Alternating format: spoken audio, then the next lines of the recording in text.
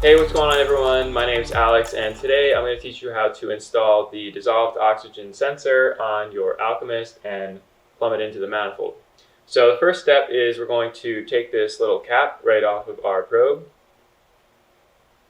Shouldn't be too difficult. Wiggle it off a little bit and it comes right off.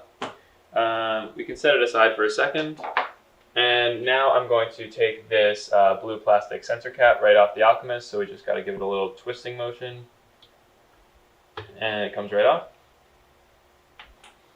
Now I'm going to connect the BNC end of this probe to the Alchemist, so I'm just going to slide it right in and give it a twist. Now we're all connected. Next step is we're going to take this fitting off the manifold, so I just have to give it a twisting motion. If it's tough to get off, just have to give it a little bit of force, but it shouldn't be too bad. Then what I'm going to do is actually twist this top off only a few turns so that it's loose enough so I can slide the probe right through.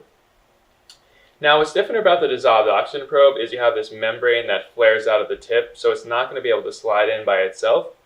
So what you got to do is you actually have to take the top off by twisting it like so, and then you can set it aside.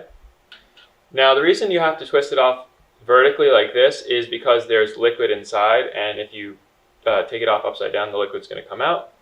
So now that we have the probe in this way, we're going to slide it into the fitting like so.